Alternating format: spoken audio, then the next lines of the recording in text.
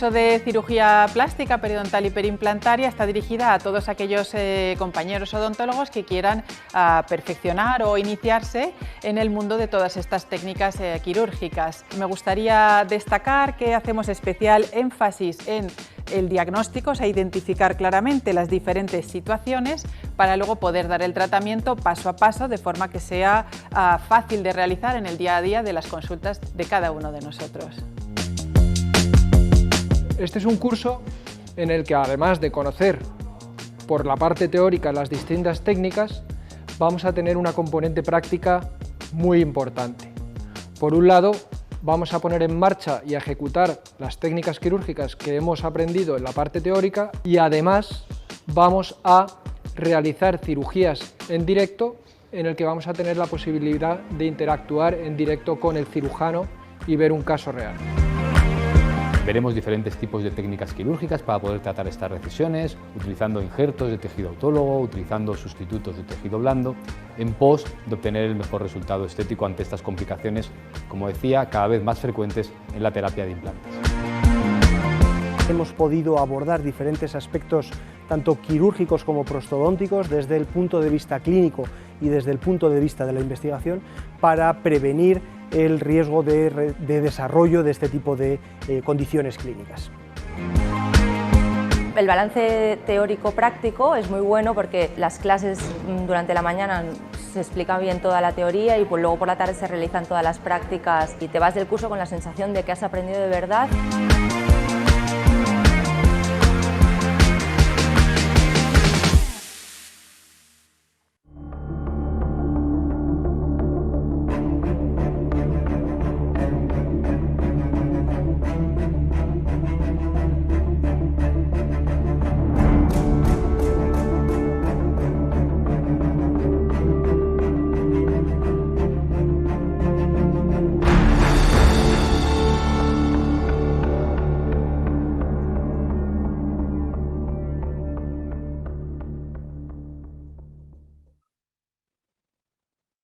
Buenas tardes a todos y buenas tardes desde Granada.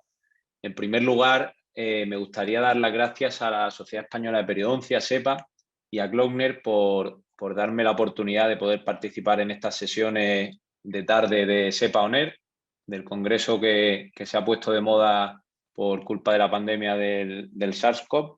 Y bueno, antes de empezar, a mí me gustaría presentarme. Para aquellos que no me conozcáis, yo me llamo Fernando Noguerol y estudié odontología, la licenciatura de odontología en la Universidad de Granada y después estuve haciendo el máster de periodoncia en la Universidad Complutense de Madrid.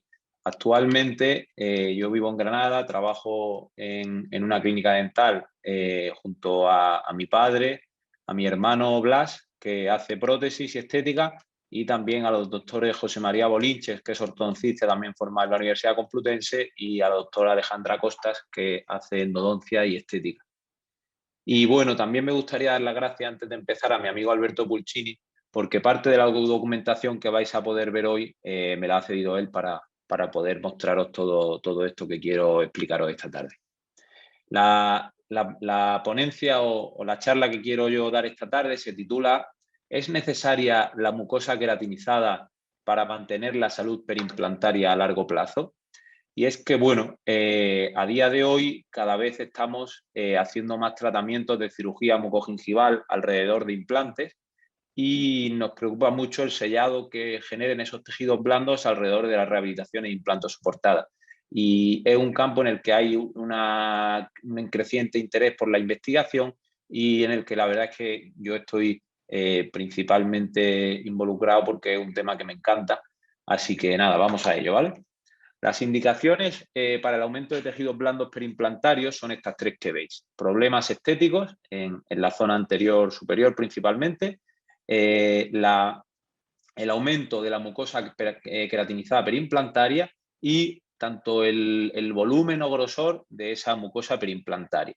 Hoy principalmente nos vamos a centrar en las dos segundas, en la mucosa queratinizada y en el grosor de la mucosa. A día de hoy, la osteointegración no es un reto ya para los dentistas, ya que con las superficies moderadamente rugosas la tasa de osteointegración es cercana al 100% en pacientes no fumadores Y por tanto, el objetivo ahora es conseguir una correcta integración del implante o de la rehabilitación implantosoportada y la prótesis, vamos con los tejidos perimplantarios, que produzca un sellado que prevenga la colonización bacteriana. Estas tres frases que leí en el volumen 12 de las guías de tratamiento de la ITI, en concreto está publicada por el profesor Rocuzzo de Turín, dicen que la osteointegración es simple, la integración de los tejidos blandos perimplantarios es difícil y lo que es realmente difícil es el mantenimiento a largo plazo. Eso sí que es complicado. Todos estos implantes que veis en la imagen están osteointegrados, pero evidentemente no tienen una integración adecuada con los tejidos perimplantarios. Algunos de ellos porque presentan perimplantitis en el lado de la derecha, otros por mucositis con una banda inadecuada de mucosa queratinizada y otros por malposición del implante que produce un perjuicio en la estética, como podéis ver en el lado izquierdo. La perimplantitis es una enfermedad que afecta a los tejidos que rodean al implante y que se caracteriza por inflamación y pérdida ósea progresiva perimplantaria. A día de hoy, solo hay dos variables que han sido identificadas en el último workshop mundial de periodoncia de la Federación Europea de Periodoncia y la Academia Americana de Periodoncia, que son el mal control de placas y la, digamos, no asistencia de forma regular a un programa de mantenimiento periodontal y perimplantario, y también la historia de periodontitis. Es otro de estos factores de riesgo que ya han sido identificados en estudios prospectivos. Además, hay dos factores que están en duda, que son que el paciente tenga diabetes mal controlada o que el paciente sea fumador. Y este último sí que es paradójico porque todos pensamos que los pacientes que fuman tienen más riesgo de complicaciones biológicas alrededor de implantes.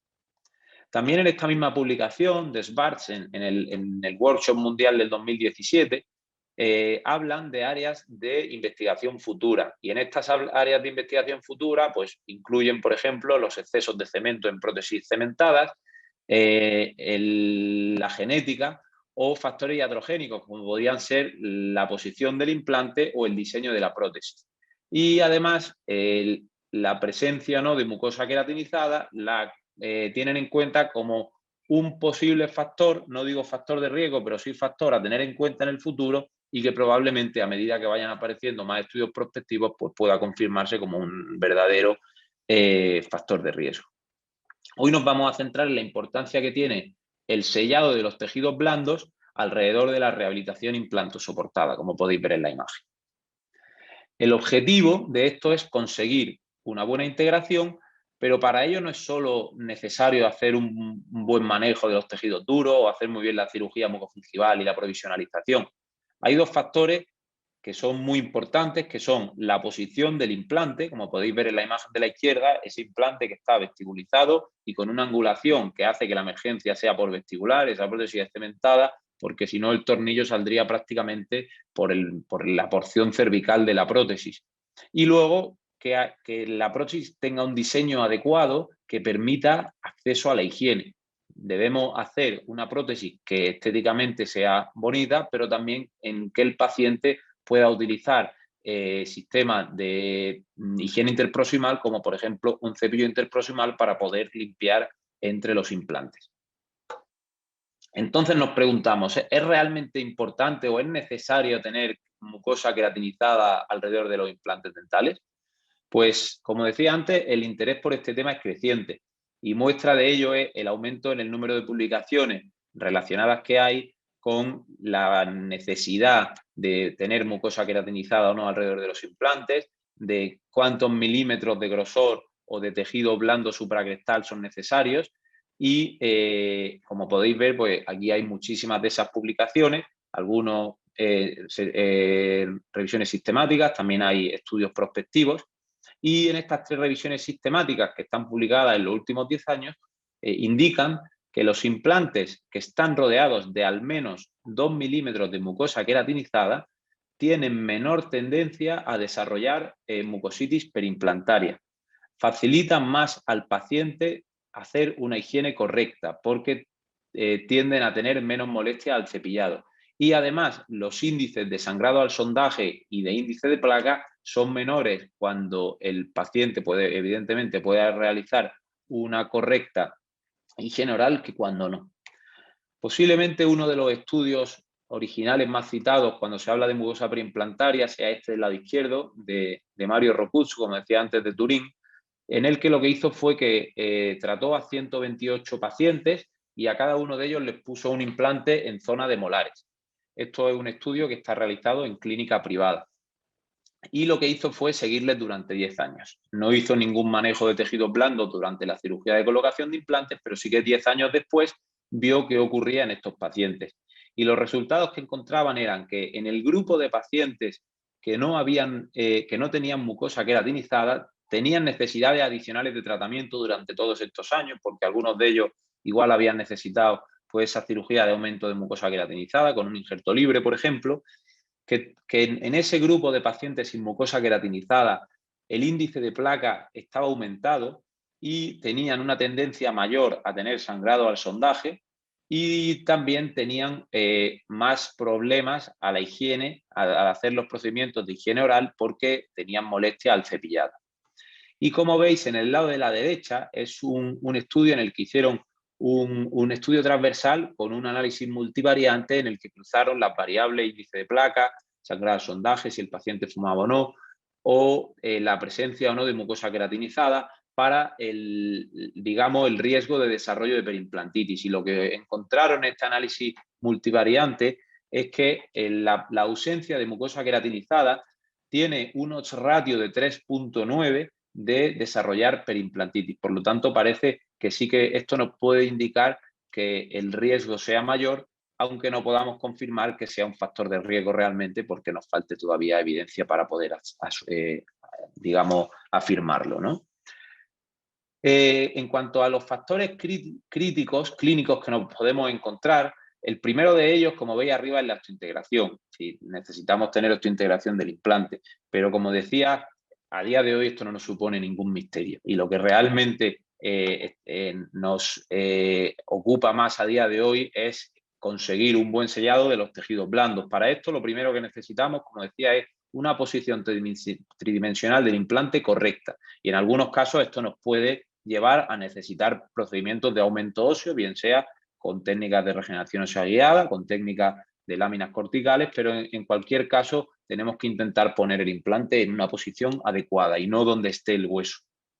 Y a continuación, como hablaba de grosor de la mucosa perimplantaria, presencia de mucosa queratinizada y luego hacer un correcto manejo en la prótesis, en la interfase entre el pilar o los componentes transmucosos de la prótesis y el implante.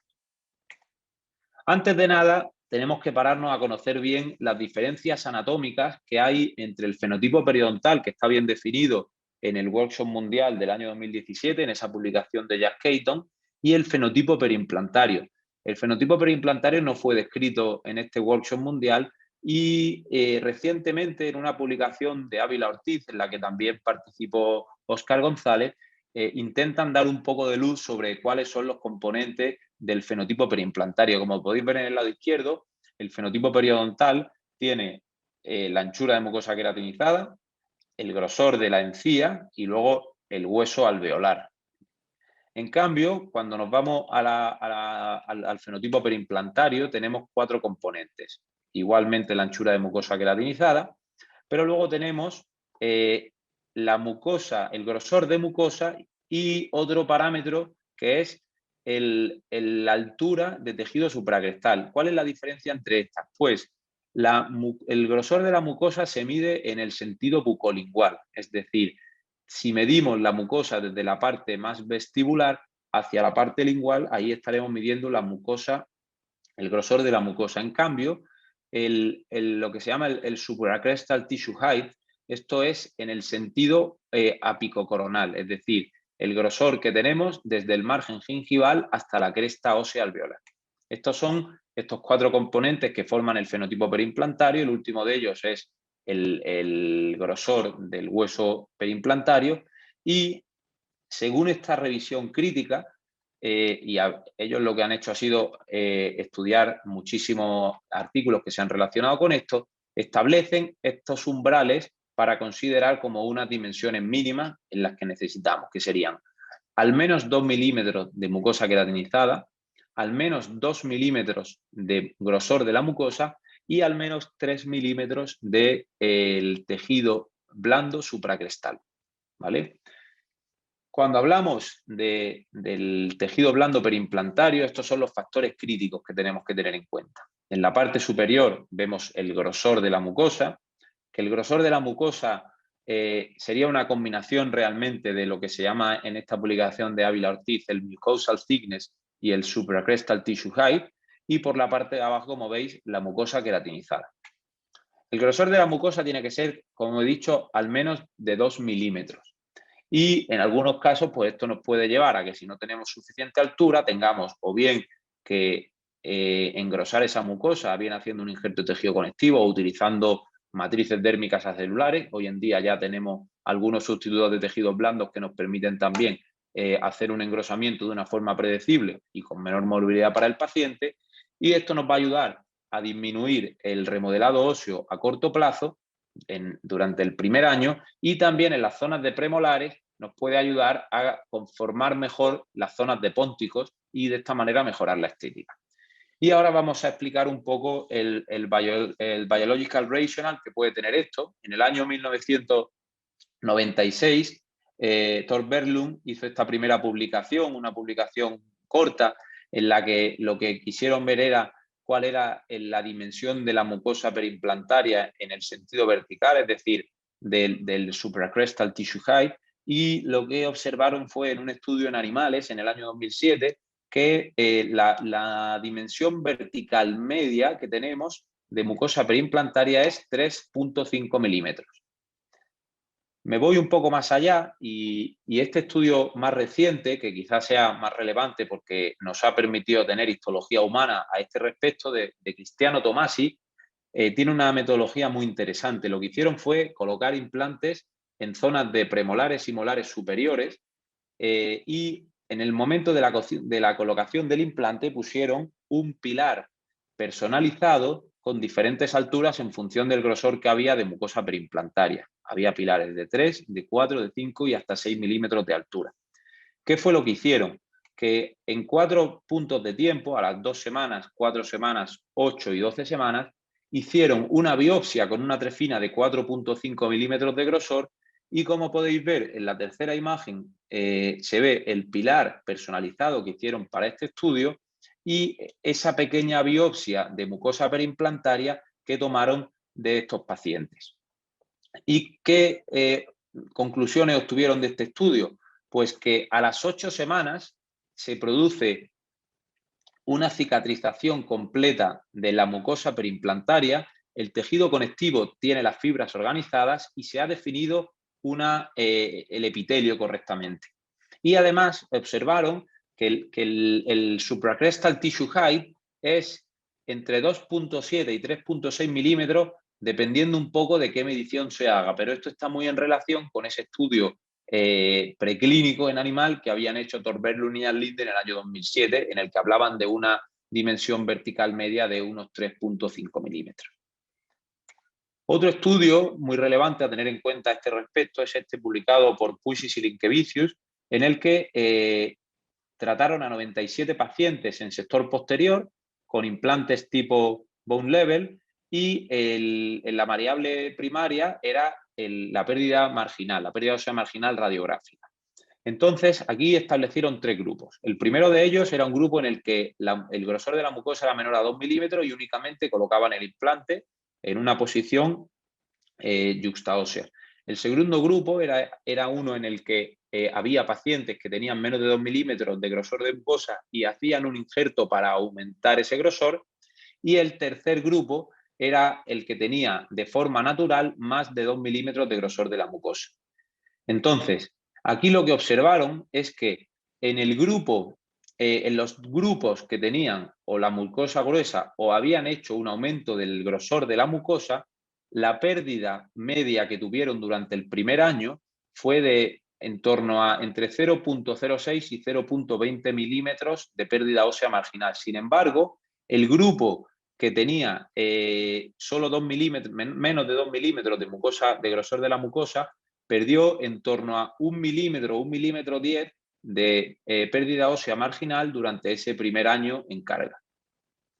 Cuando nos vamos por la parte de abajo, pues tenemos en cuenta que la mucosa perimplantaria debe tener al menos 2 milímetros de mucosa queratinizada, aunque la evidencia en este aspecto es moderada, pero sí que es cierto, y tenemos suficiente evidencia para documentar esto, que los pacientes que tienen menos de 2 milímetros tienen más problemas al hacer la higiene oral por problemas de molestias al cepillado y además tienen mayores índices de sangrado al sondaje y índices de placa. Por lo tanto, para mantener la salud perimplantaria, parece razonable que hay que pensar que sean necesarios al menos esos 2 milímetros de mucosa perimplantaria.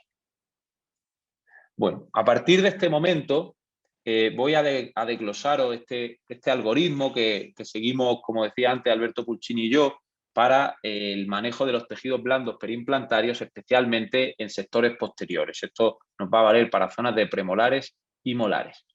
Y vamos a empezar con el primer supuesto, que es que tengamos suficiente mucosa queratinizada, al menos 2 milímetros, y que no necesitemos hacer un procedimiento de aumento óseo con regeneración ósea guiada o de la forma que sea. Entonces, imaginaos que tenemos esta situación, es una paciente de 60 años, no fumadora, que tiene historia de periodontitis, como podéis ver. Es un caso que no es muy bonito estéticamente, pero sí que me va a valer muy bien para ilustrar lo que os quiero enseñar ahora. Entonces, en este caso, ¿qué hago? Pues hago una planificación con un programa de planificación de cirugía de implantes en el que me permite hacer una superposición del archivo CBCT DICOM y el archivo STL del escaneado intraoral. Como podéis ver, al hacer esta superposición de los dos archivos, lo que ya tengo de antemano, si veis esas dos rayas verticales que suben de los hombros del implante, es qué altura de tejido supracrestal tengo. Yo ya sé que en este caso voy a tener al menos 3 milímetros de altura del tejido supracrestal. Por lo tanto, no me espero que tenga que hacer un aumento de tejido blando en el momento de la cirugía.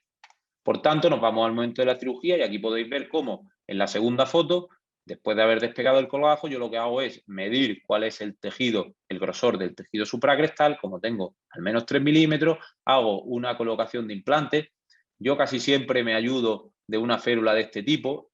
Es una férula para una fresa piloto, pero me permite marcar y me permite ir controlando un poco las posiciones de los implantes, porque no soy demasiado hábil a la hora de controlar esas posiciones, tanto mesiodistal como vestíbulo lingual, y me ayuda esto a poder hacer una colocación sin necesidad de hacer una cirugía 100% guiada, pero una colocación bastante precisa. Y en este caso, pues poner un implante en una posición aproximadamente 0.5 milímetros subósea y sencillamente esperar 3 meses para hacer una prótesis y no es necesario hacer un procedimiento de aumento del tejido blando. El siguiente supuesto que tenemos es que tengamos suficiente mucosa queratinizada, al menos 2 milímetros, pero sea necesario hacer un procedimiento de aumento óseo horizontal. Entonces, en este caso, podemos tener la situación en que si el aumento óseo no es muy grande y tenemos suficiente estabilidad primaria, podamos hacerlo poniendo un pilar en la primera cirugía sin necesidad de hacer un segundo procedimiento quirúrgico. Y si no tenemos suficiente estabilidad o hay que hacer un procedimiento de regeneración mayor, hacer una cirugía en 2 fases. Entonces vamos a ver este caso, una mujer de 57 años, asa tipo 1, no es fumadora, y acude a la clínica porque tiene prótesis fija dentosoportada en ambos lados, cuyos muñones tienen caries y tiene problemas de descementado frecuentes. Entonces, si os fijáis, vamos a hacer de nuevo esta planificación, que a mí lo que me permite es establecer esa superposición entre el modelo DICOM y el modelo STL, y podéis ver cómo voy a ir desde la zona más anterior a la zona más posterior. Tenemos suficiente hueso en anchura, salvo en este implante, donde podría haber una discencia, y en la zona posterior sí que nos vamos a encontrar una zona en donde es necesario hacer un procedimiento de elevación de seno maxilar abierto.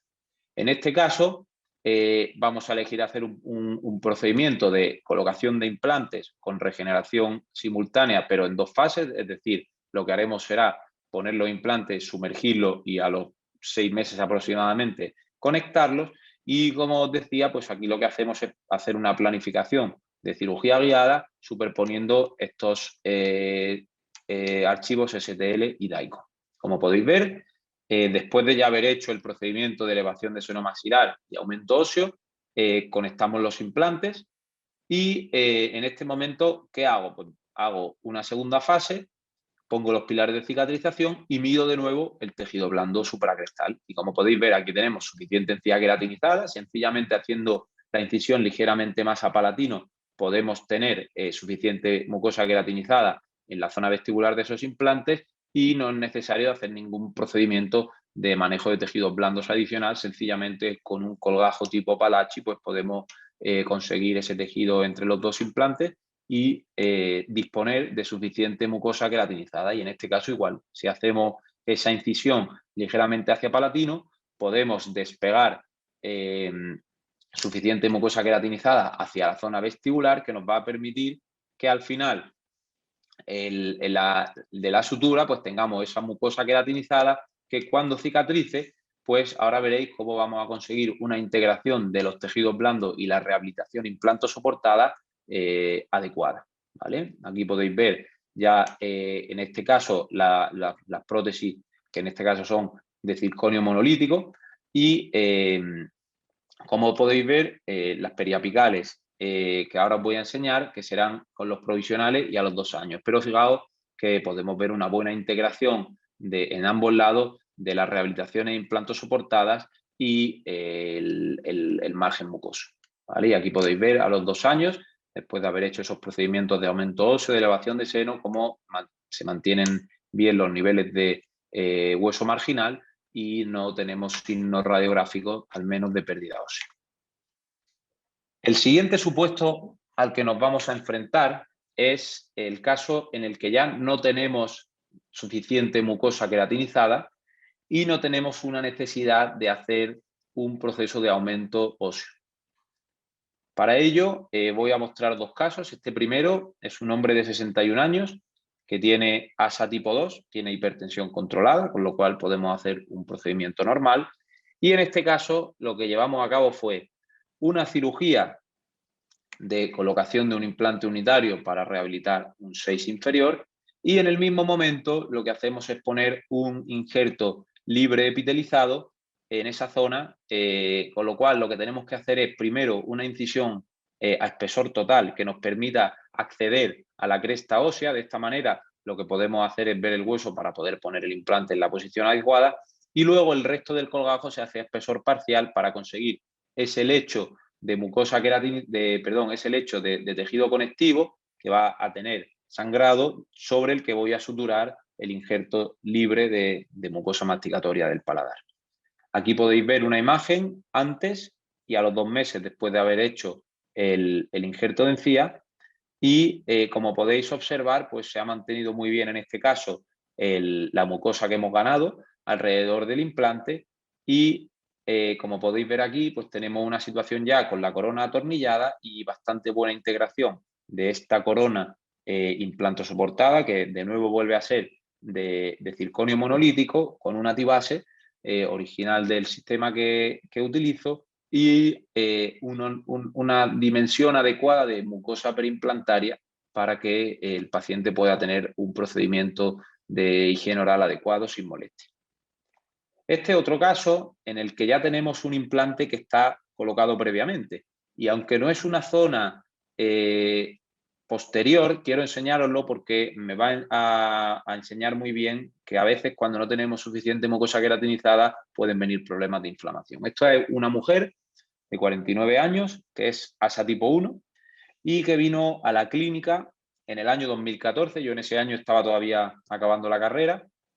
Y en aquel momento pues la vio mi padre, estaba derivada por otro doctor para valorar la situación de ese tejido blando perimplantario y podemos ver cómo presenta una recesión mucosa que muestra parte del pilar y tiene pérdida de inserción interproximal y recesión en los dientes adyacentes que además presentan un fenotipo fino sin mucosa, sin en este caso encía queratinizada.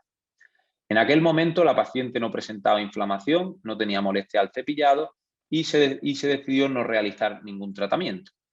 ¿Qué pasó? Que vimos a esta paciente, como podéis ver el implante no tiene pérdida ósea marginal, y esta paciente estuvo viniendo a mantenimiento y en enero de, pone aquí 2021, esto es enero de 2020, disculpadme porque hay un error, es enero de 2020, la paciente ha estado viniendo a mantenimiento y en uno de estos mantenimientos, fijaos cómo acude. Tenemos inflamación de esa mucosa preimplantaria y una profundidad de sondaje de 8 milímetros.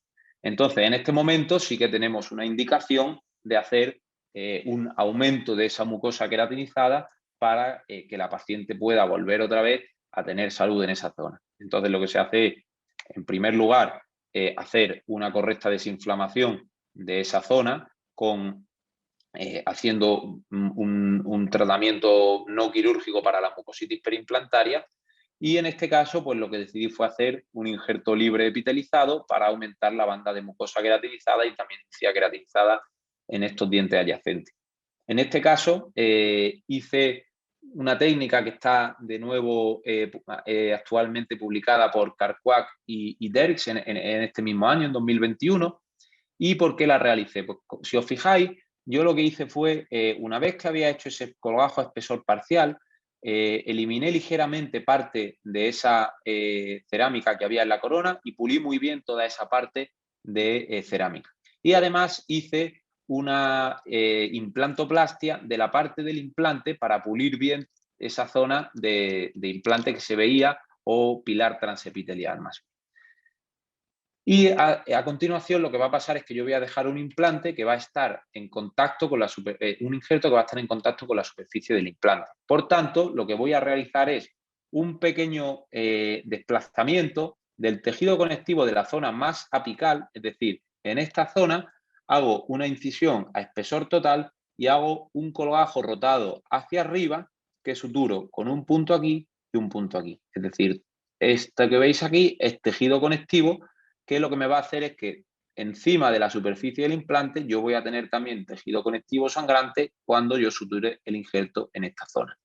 Esta es una publicación muy interesante, la podéis encontrar en el Journal of Periodontics and Restorative Dentistry y hice un injerto libre epitelizado, como podéis ver, y aquí podéis ver la cicatrización a la semana y la cicatrización a las 3 semanas. A las 3 semanas podéis ver cómo ya se ha aumentado la banda de encía queratinizada. Ese margen de la mucosa tiene aspecto inflamado porque es cierto que durante estas semanas no ha estado haciendo higiene y se sigue viendo esa zona de pilar.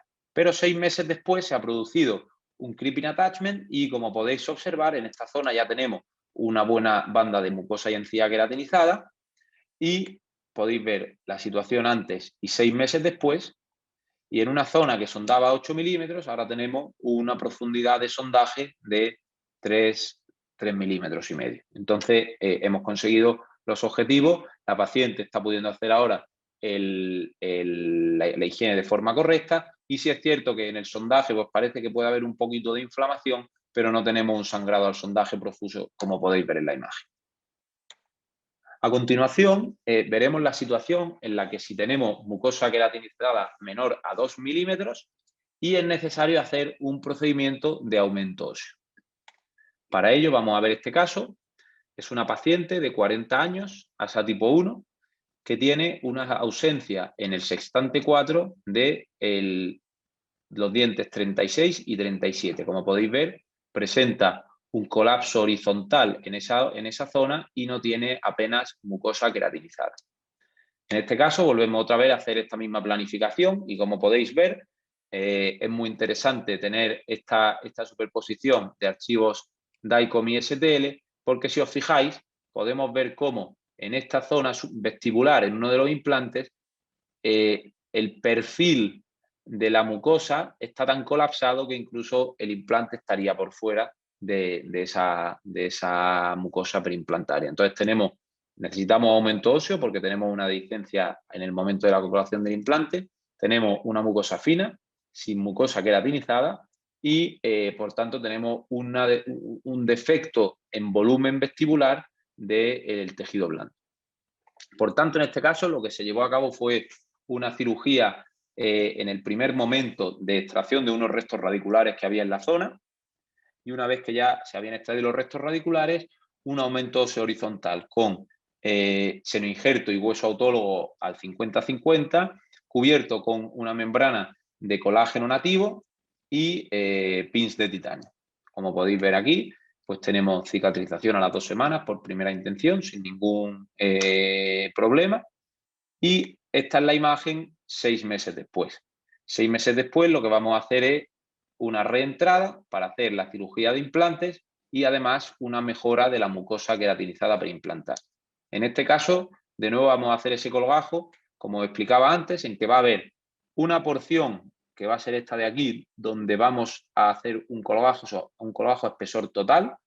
Con este colgajo a espesor total vamos a poder acceder al hueso y hacer la colocación de los implantes en la posición adecuada, siempre ayudándonos de al menos una férula de fresa piloto, que nos permitirá tener la angulación y la posición del implante. Y después, a partir de este momento, hacemos todo un colgajo a espesor parcial, que lo que nos va a permitir es tener ese lecho de tejido conectivo sobre el que luego vamos a suturar un injerto libre del paladar. Colocamos pilares transepiteliales y, como podéis ver aquí, hacemos una sutura de un injerto libre del paladar. Podéis ver la cicatrización a los 2 meses, perdón, a las 2 semanas, y luego la cicatrización a los 2 meses. Como podéis ver, se ha producido en la imagen de la derecha una contracción muy importante de la mucosa queratinizada. Si os fijáis, del injerto que partíamos, en cuánto se ha quedado. Y es que, según la literatura, la contracción que puede tener un injerto libre está entre un 31 y un 45%. Por tanto, a la hora de hacer estas técnicas, siempre es importante que tomemos un injerto de unas dimensiones suficientes, contando con que se pueda producir este tipo de contracciones, especialmente en la mandíbula posterior, donde las inserciones musculares siempre van a tender a que la línea mucogingival vuelva a una posición más coronal. Y aquí podéis ver el antes y el después, antes de hacer el injerto y 2 meses después. Y la prótesis ya una vez colocada, de nuevo, hacemos una prótesis, en este caso, que el paciente llevará prótesis provisional, que nos va a permitir hacer un acondicionamiento de los tejidos. Y lo que es muy importante es que el diseño de la prótesis permita el acceso a la higiene. En ocasiones, esto nos va a causar problemas con algún paciente porque tiene que higienizar continuamente estos espacios interproximales, porque tiene restos de alimento, pero es importante que concienciemos al paciente de la importancia de este diseño de la prótesis, en que se permita pasar cepillo interproximal. De hecho, hay evidencia al respecto y sabemos que un estudio de Serino en el que tenían una muestra de 109 implantes, 50 de ellos tenían perimplantitis, y de estos 58 que tenían perimplantitis, el 90% tenían un diseño de prótesis que no permitía el acceso a la higiene. Es decir, que la mayoría de implantes en este grupo que no tenían acceso a la higiene habían desarrollado perimplantitis.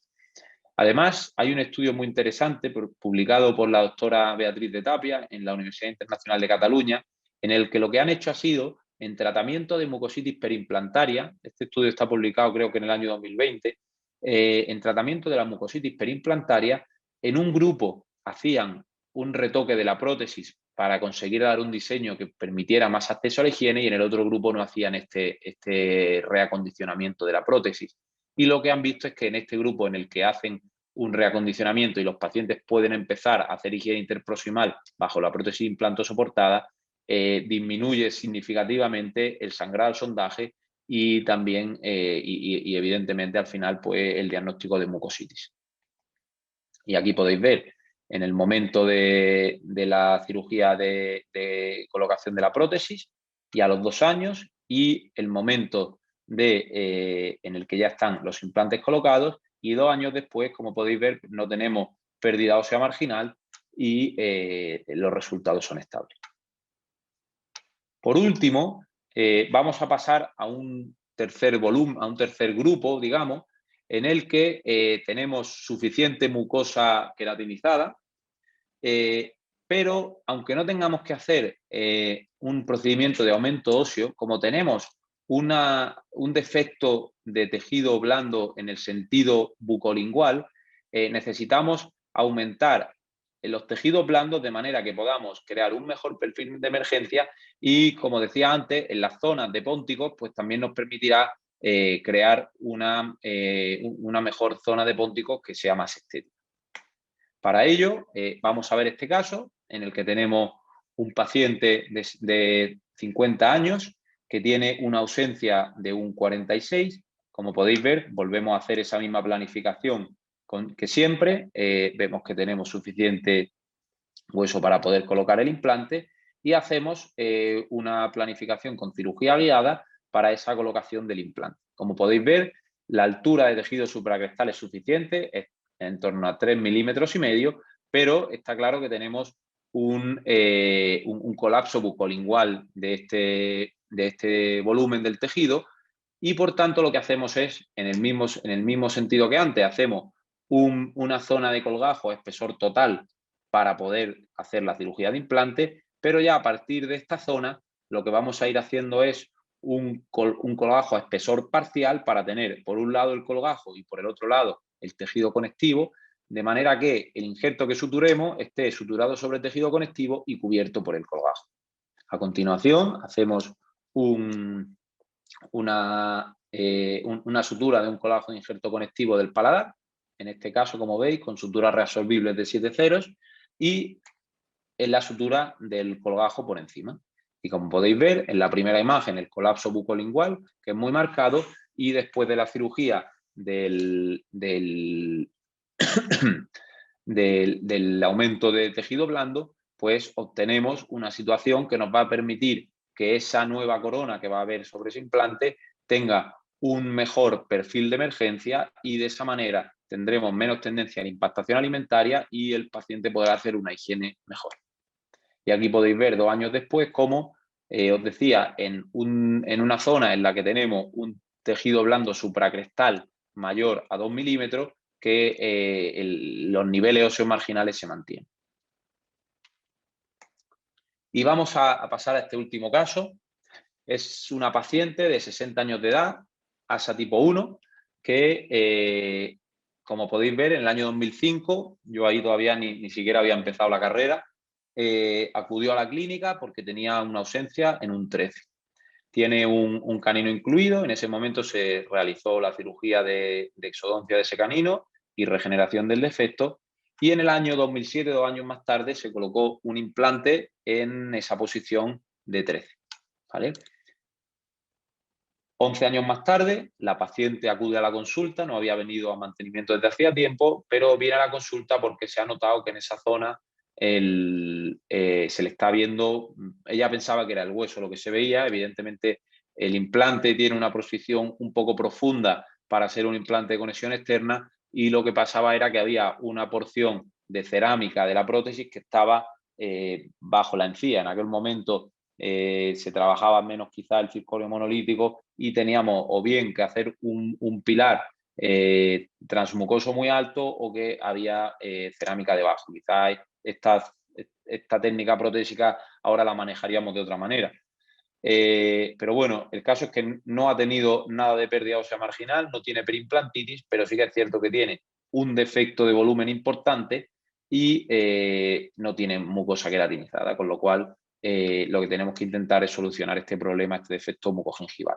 Es muy importante decir que la paciente se negaba en rotundo a que hiciéramos una nueva corona, porque la idea que yo habría tenido habría sido manejarlo según el protocolo que ha publicado Giovanni Zucchelli, en el que lo que hace es cambiar con un pilar angulado la orientación de ese implante y luego hacer encima una nueva corona, pero la paciente se nega. Por tanto, yo desatornillé la corona y me encontré esta situación. Como podéis ver, el hombro del implante está un poco alto y, en primer lugar, pues pensé en poner un pilar de cicatrización y ver cómo quedaba esto. No fue una buena idea y, como fijáis, aquí justo en la zona mesial al implante tenía 2 exóstosis óseas que en el momento de la cirugía iban a dificultar un poco la cirugía a realizar. Entonces, lo que ocurrió fue que fue una mala decisión y al poner este pilar tan ancho, ese puente de encía se perdió Y entonces ya la decisión que tomé fue, durante la cirugía puse este pilar multi-unit, pero al final acabé sumergiendo este implante. Os cuento que esta paciente, cuando vino a la clínica, se iba a casar a los 2 meses aproximadamente con su pareja de toda la vida, y sí es cierto que ella tenía una línea de sonrisa muy baja y cero exigencia estética. De hecho, cuando yo ya vi que esto se me complicaba porque no había tomado la decisión correcta quizás en un primer momento, pues vi de qué manera darle provisionalización a la paciente, y ella misma me negó que no quería llevar ningún provisional, incluso aunque era su voz. Entonces, en este momento, como podéis ver en la imagen superior derecha, la paciente presenta unos balcones óseos muy marcados y, en cambio, en la zona del implante hay un colapso, que además está mucho más marcado por la presencia de esa exóstosis ósea en la zona del 12. Con lo cual, aquí lo que decidí fue hacer una técnica vista y introduje un injerto de tejido conectivo bastante denso y bastante grueso a través de esa incisión vista. Y 2 meses más tarde, después de hacer esta cirugía, esta era la situación. Ya teníamos el implante totalmente cubierto, la paciente ya se había casado y teníamos esta situación. Ahora teníamos que destapar el implante para volver a conectar la misma corona. Como os decía, no me dejó que lo que hiciese fuera cambiar la corona, que era la idea que yo habría tenido. Y en este caso lo que hice fue, como todavía tenía un poquito de colapso, aunque ya habíamos conseguido mejorar la situación, además durante esa cirugía con ayuda de piezoeléctrico había eliminado esas exóstosis óseas que había en distal del 12, pues hice un desplazamiento de esa mucosa que había queratinizada en el paladar hacia la zona vestibular. Aunque el caso está tratado hace más de 2 años, yo no he podido volver a ver a la paciente porque ha tenido algunos problemas de salud y desde entonces no ha vuelto a la clínica. Pero si os fijáis, pues tenemos la situación al inicio y la situación a los 4 meses después de haber hecho el primer injerto, 2 meses después de hacer esa segunda fase para conectar la prótesis. Y esta es la situación donde podéis ver cómo se ha conseguido un buen volumen de tejido blando en la zona vestibular, que nos permite crear un perfil de emergencia adecuado y además dotar a esta restauración implantosoportada de una mucosa de unas dimensiones adecuadas, tanto en grosor como en encía o mucosa queratinizada. Yo intenté llamar a la paciente a ver si podía venir para hacerle una foto de cara a ver el seguimiento a 2 años de cara a esta presentación, pero la paciente está con algunos problemas de salud. Dice que se lo ve muy bien todo y que prefiere no venir de momento. Y bueno, antes de acabar, vuelvo a esta diapositiva. Como al principio, los factores críticos en los tejidos blandos preimplantarios son estos dos: el grosor por la parte de arriba, al menos 2 milímetros, según nos dice la revisión de Ávila Ortiz, y por la parte de abajo, la mucosa queratinizada, que tiene que ser mayor o igual a 2 milímetros, con una evidencia moderada. No podemos decir que la ausencia de mucosa queratinizada sea un factor de riesgo para la mucositis o para la perimplantitis, pero sí es cierto que tenemos suficiente evidencia para demostrar que los pacientes que no tienen suficiente mucosa queratinizada tienen más problemas para hacer la higiene oral, tienen más sangrado al sondaje y el mantenimiento de la salud perimplantaria les cuesta más, evidentemente. Como os decía, para aumentar el tejido, el grosor supracrestal, lo que hacemos es o bien un injerto de tejido conectivo. Yo a día de hoy estoy empezando a utilizar para esto matrices dérmicas celulares. Estoy teniendo buenos resultados, pero no he querido enseñar nada de esto porque como todavía no tengo suficiente seguimiento, no me parece adecuado mostraros algo que tengo prácticamente casos con un seguimiento casi con la corona recién puesta, con lo cual no he querido, pero estoy empezando a probar este tipo de matrices como sustituto a los injertos de tejido conectivo. Y lo que es muy importante es que en la zona de los pónticos, en premolares especialmente, si tenemos suficiente volumen de tejido, podremos dar unos pónticos más estéticos y hacer el mejor manejo de la prótesis en esa zona. Para acabar, es muy importante respetar la biología. Tenemos que conseguir que el implante se quede con buena estabilidad, pero en una posición tridimensional adecuada. Intentar asegurar que haya una dimensión de la anchura biológica adecuada. En algunos casos no es necesario sencillamente hacer un injerto de tejido conectivo. Solo enterrando el implante 1 milímetro más podemos compensar esta no suficiente altura de la mucosa. En la área posteriores necesitamos tener prótesis que sean higienizables para prevenir la mucositis perimplantaria y que al menos haya 2 milímetros de mucosa queratinizada. Y por último, como decía, en las zonas de pónticos tenemos que intentar hacer una restauración que los pónticos sean adecuados, y para eso en muchos casos necesitaremos hacer un manejo de tejidos blandos en la zona interimplantaria que sea adecuada para conseguir una estética óptima. Aquí podéis ver un montón de estos casos que hemos tratado, con injertos de tejido conectivo, con injertos libre epitelizados para mejorar la calidad. Evidentemente no os puedo enseñar casos a 15 años de seguimiento por una sencilla cuestión de trayectoria profesional, pero confío en que poniendo esfuerzo en hacer un correcto manejo de los tejidos blandos y duros y además haciendo bien la prótesis, a día de hoy yo lo que estoy haciendo es, en caso unitario, hacer prótesis de circonio monolítico con tibase del sistema original de implantes con los que trabajo habitualmente, y en casos múltiples, en sector posterior, a veces si se puede hacer directo a implante, pues igual con una tibase, seleccionando muy bien la altura de este componente en función de la altura transmucosa que tengamos de la mucosa, y si no también pues con prótesis, con pilares tipo multi-unit, hacer prótesis que también es una solución que nos va a permitir hacer un buen sellado de esa mucosa preimplantaria, pero siempre trabajando con estos aditamentos de titanio originales, y parece, y esto también puede estar un poco basado en esos estudios de Puig y Lenquevicius, que el circonio monolítico pulido puede tener una mejor integración con los tejidos blandos perimplantarios. Empieza a haber algo de evidencia al respecto con respecto a las prótesis metalcerámicas, aunque como estamos hablando todavía la evidencia no es suficientemente sólida.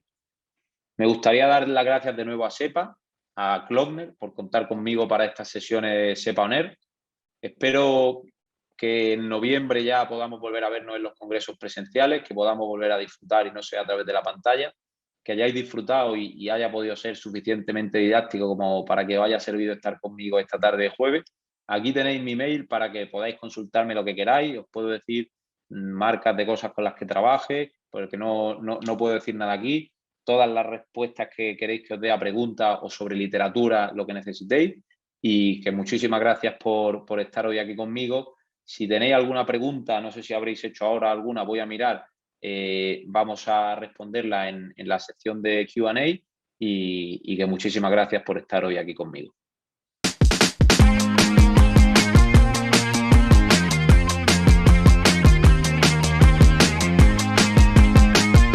El curso de cirugía plástica periodontal y perimplantaria está dirigida a todos aquellos compañeros odontólogos que quieran perfeccionar o iniciarse en el mundo de todas estas técnicas quirúrgicas. Me gustaría destacar que hacemos especial énfasis en el diagnóstico, o sea, identificar claramente las diferentes situaciones para luego poder dar el tratamiento paso a paso de forma que sea fácil de realizar en el día a día de las consultas de cada uno de nosotros.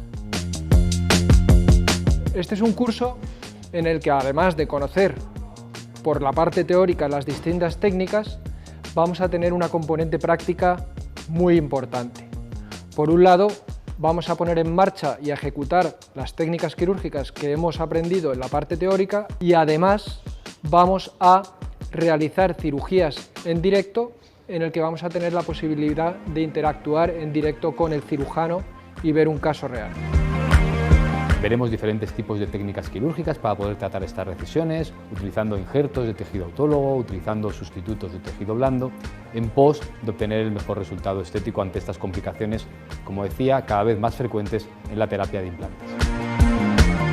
Hemos podido abordar diferentes aspectos, tanto quirúrgicos como prostodónticos, desde el punto de vista clínico y desde el punto de vista de la investigación, para prevenir el riesgo de desarrollo de este tipo de condiciones clínicas.